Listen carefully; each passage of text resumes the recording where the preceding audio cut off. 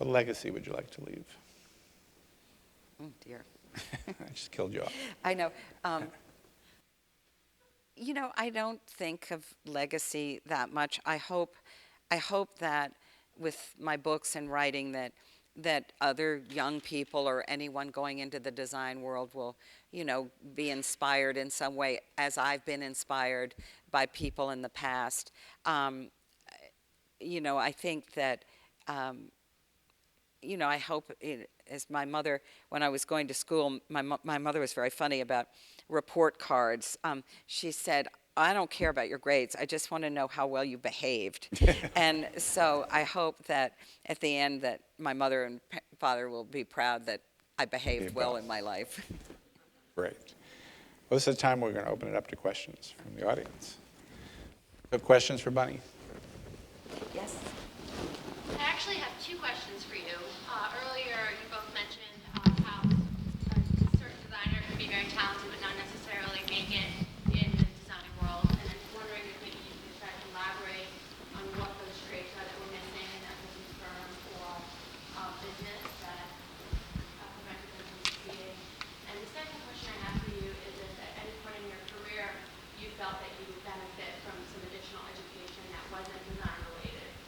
In the business field, something related to business. Well, your first question, which is about, I think that one thing about the decorating business that a lot of people don't understand, the creative part is probably 20%. 80% is the follow through, the discipline, the work, the organization. And I think that you have to have, a lot of people can be very creative without that other side. And I think that that's what I've seen. You know, we are a service business. No matter how beautiful the room is, if it's not finished on time, and if things don't fit, and it doesn't, it can fail. And I think that that's what some people don't understand, is that there's 80% of their time is taken up with all of the organization and the discipline of design. And also I think that a lot of people, a lot of designers they're a little carefree with dollars, and you don't want to talk about it, and they don't get their bills out on time, and you know, it's a business. And I think that we estimate everything. If somebody wants to buy this glass for $2, they get a written estimate before I purchase it. And I think designers are very cavalier about, oh, I'll just go buy it. I know they're going to take it. Well, they may not take it, and the designer may own it. So that's why you have to be financially very, very strict, and also realize that it's a service business and you have to provide that service.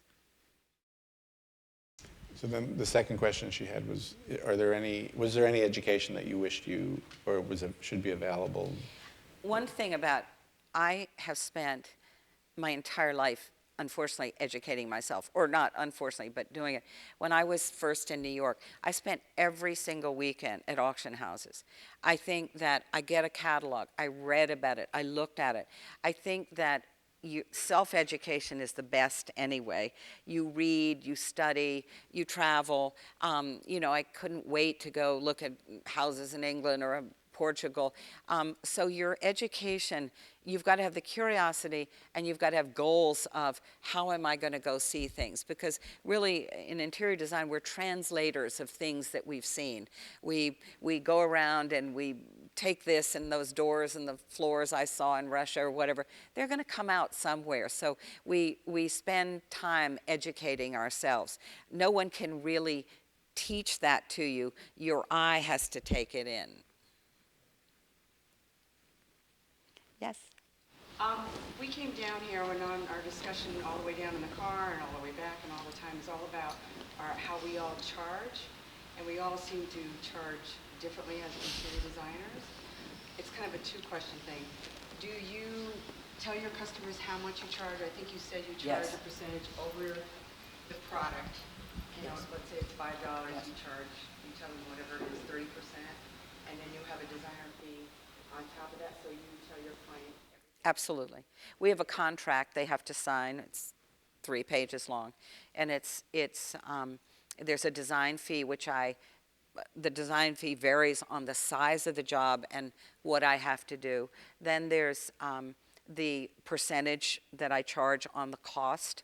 And then there are the hourly charges for all the things that you, not for shopping, but today, I was on a job site all day, got up at 7 o'clock in the morning. I'm there mixing paints. Now, the painter's not going through me, so I charge for that time. So there's site visits, and you know what the daily rate is, and that all should be spelled out. You should figure it out, and it's in a contract, and they read it. Should be no surprises. Yes. You know what, I'm going to ask a very, my question is actually very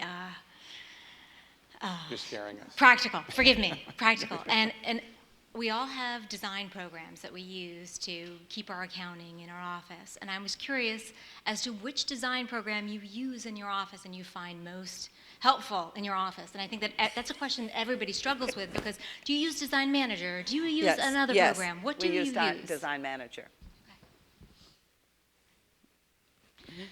You used a phrase earlier, scaling in the item that the client ran off and purchased at first dibs. What do you think is the best way to educate the client community that one of the key things they're buying from you, they may be looking at the universal availability of goods.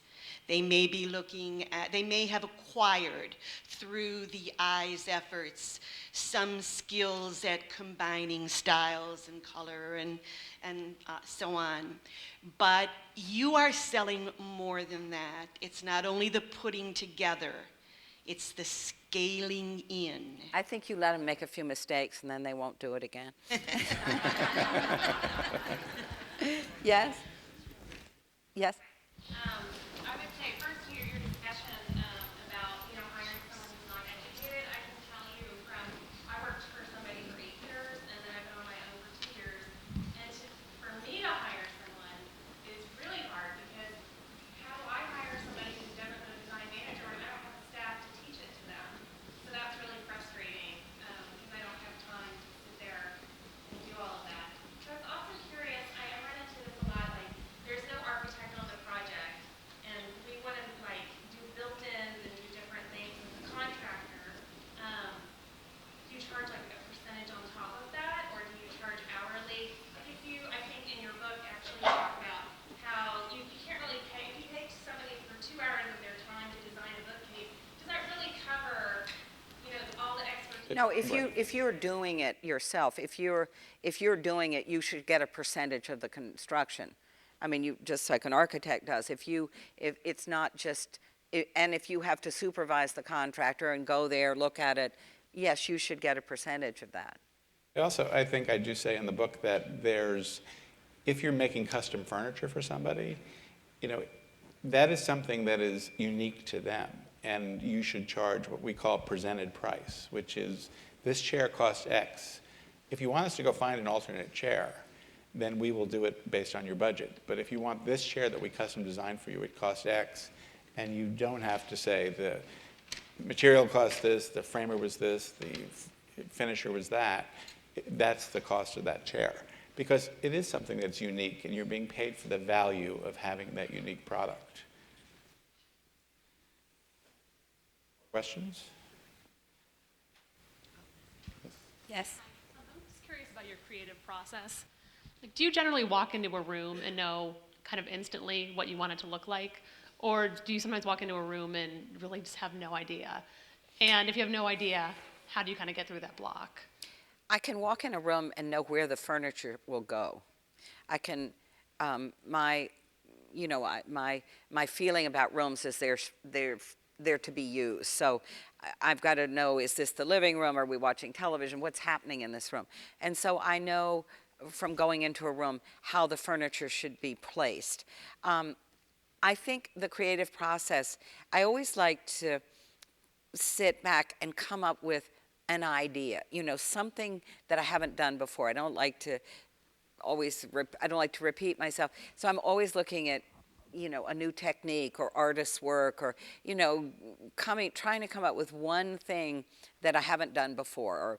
Or you go to the design building and you find, some great wall texture you've never used, and that triggers you to want to use that. But I think that you need to walk into a room and imagine where the furniture is going to go. How is this room going to work? And where's the light? And that I can do just from going in a room. What color it is often is after talking to the clients and working that out, and then trying to. I like to mix things up, as you know. I like, if there's something bold, then I want something calm, and because I want to do work that is a classic and not doesn't hit you over the head, so that in 6 months you're like, why did I do that? Do you create a vision when you're sort of initially thinking about the concept of a house? Yes.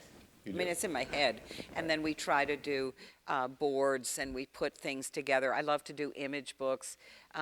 It's the communication between what your idea is and trying to describe it to the client. So sometimes we'll do image books and, things that have inspired me that I hope would inspire them. So there's a vocabulary that you have with your clients. They're very trusting. They have no idea what it's going to look like, actually. Yeah. When sourcing product for your clients, you mentioned like you go to DD building and you'll be inspired by a new texture. What is it important in the product that you find? Is it a uniqueness? What qualities are you looking for? And then more specifically, where do you look? Is it online? Do you need to see it in person? Are they at fairs? Things like that. I don't like to shop online at all. We shop all the time. I might, if I'm desperate for something, go online, but I'll only go online to buy from somebody I know. I would never buy a thing from somebody I didn't know. If I saw something from somebody in California who had a shop, I'd call them up, get 50 pictures, and so I'm shopping all the time. We go to Europe on weekends. Go to Hudson. I mean, part of what we do. I mean, I always say I have the greatest profession in the world because shopping is my recreation. So we're looking all the time, and go to the flea market in Paris. I go out to Stamford, wherever we can. We go to Atlanta for the day. We're just constantly looking to try to find special, unusual things. I don't want to just sit in my office and order out of a catalog. Anybody can do that. So I'm trying to find more unique, one-of-a-kind things that make the work special. And it's a lot of work. I mean, it's harder and harder. I mean, years ago, we used to, you could walk up and down 2nd Avenue. There were antique shops everywhere. So it's much harder to do it. But it's more of rewarding, I think, when you're finished. Yes? Yes? Can you share a little bit about the business of licensing? I've just started doing licensing. Bunny Williams Home, the furniture that all of this, we make it ourselves. We produce it. When I started doing that, I really wanted to offer a product that was beautifully made, beautifully hand finished at affordable prices. So it's not, this table comes this way. You don't get it in a different color. You don't get it in a different size. And now I'm doing a rug collection with Doris Leslie Blau. I'm doing a whole art, wall art with Pocker. So I'm starting to do some licensing. I think that you need to have designs. You have to feel really secure that you're going to be able to do designs that aren't out there. People come to me and I'm like, it's like fabric. I love fabric. They're fabulous fabric lines. So I'm sort of thinking, why do I need to do another one? Because there's so many. So I like to try to do the licensing of things that, are not there, but you've just got to be sure you've got to, it's a responsibility to come up with those designs. Yes? And also, what was the process of selecting those that you partnered with to establish that? Wait, excuse me? What was the process like for you to select these partners per se, or for example, these associates that you coordinated with to represent your lines? Wait a minute, for the licensing, I wanted to do it with companies that I really respected, and I knew they would do a great product. So how did you approach them to do that? Because I've been in the business a long time and I know them all fairly well, they approach me. You know, people ask me to license things all the time, and when you feel like it's a good fit, you want to do it. I think you need to know what you want to license, and is it a good fit for, I mean, I've talked to other companies and it's just not the right fit for me. It's really all about the synergy between the Yes. company and your design. And the quality of the product they're going to make, and, yes? You had mentioned that the clients are trusting, they don't really know what it's going to look like, either a room or a product. We are finding, and I don't know, I'm interested to see if you are finding this as well, because we have the ability to create renderings that are photorealistic. It used to be just our commercial clients and our hospitality clients that were looking for that. Now we're finding the residential clients are wanting to see exactly what it's going to be, and it's very time consuming, obviously, and not necessarily good business because it takes so much time. So I'm wondering if you're finding the same thing in residential side, or... I'm not, because of the way, I always say to a client, if you want a rendering of this room, I've got to go pick it out right now. I've got to go pick out every chair, and consequently, I'm going to have to go to catalogs to do that. My projects, which go over a period of time, we obviously have upholstery we use and the rugs, but I don't really know what that end table is going to be till I find it. And I think the sad thing that these renderings do is they take away the spontaneity of what you're going to do. When I worked for Albert Hadley, Albert would sketch a room, and they were pen sketches that were very, very loose. And you kind of know that you want a chair that's maybe got an oval back, but you don't know what that chair is because you don't know if you're going to buy it at auction or you're going to find it in a store. So I think I kind of try to explain to my client through imaging of what I'm looking for, but I want there to be some creative process as it goes along, because I think if I had to pick out everything and do a rendering of that room, I don't think it would have the imagination or the excitement if I'm allowed to collect over the period of time to find more interesting things. I think the danger you also run into is that if it seems so permanent and finished early on, and when you're just starting to learn and design, that a client will see it and say, that's not really what I was thinking, or that's, Right. but it looks so complete and finished that they figured that's what they're going to get. Right. And it's a process.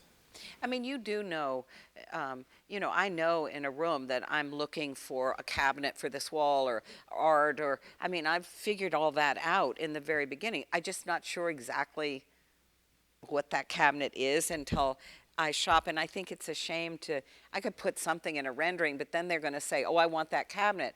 And unless I've picked that cabinet out, I might not find one that looked just like that, so. Why don't we take 2 more questions? Yes, go in the back.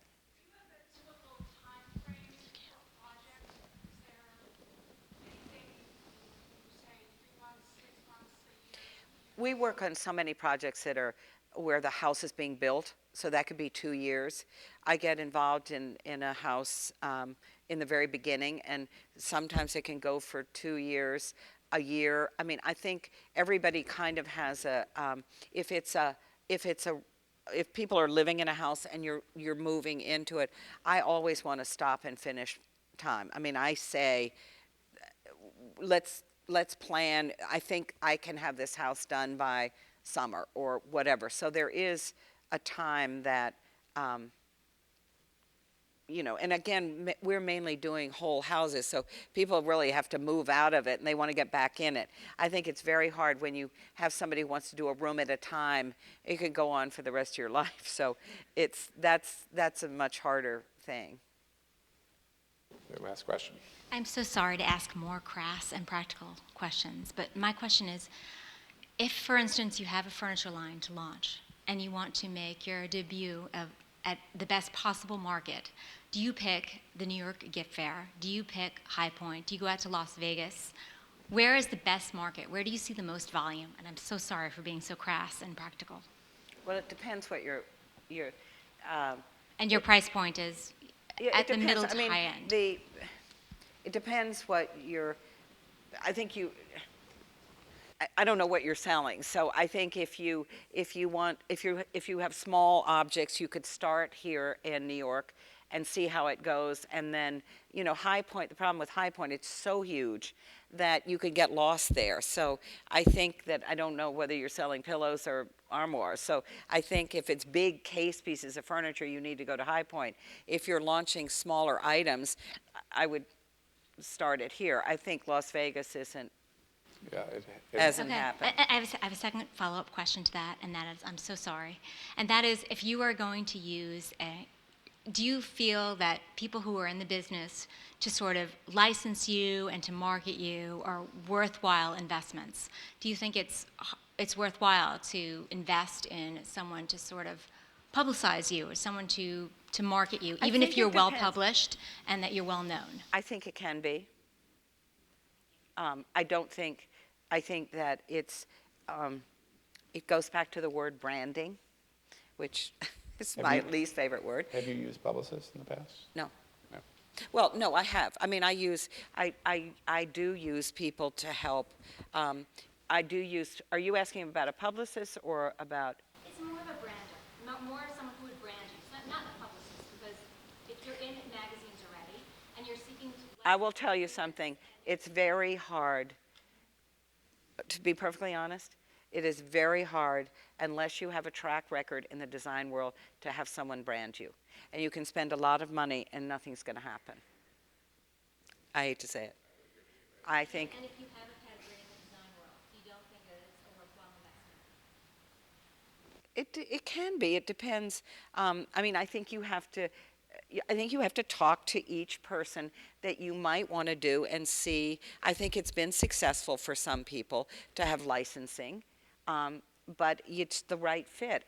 Is it universal? No. I think there are a lot of people who have licensed their name and it didn't go anywhere. So I think it's a question of the synergy between you and the person who is doing the product and how they carry it. And I think it's been very successful. Barbara Barry built her whole career on licensing, and she knew how to do it early on. She was probably, Angelo Donghia was the first person I knew who went as a designer and licensed it. So, but she's very good at what she does. She's created, furniture and tiles, and so if you feel that you're in that world, you have that vision, it's done very well for her. Well, thank you, Bunny. You're welcome. This is great. Thank you.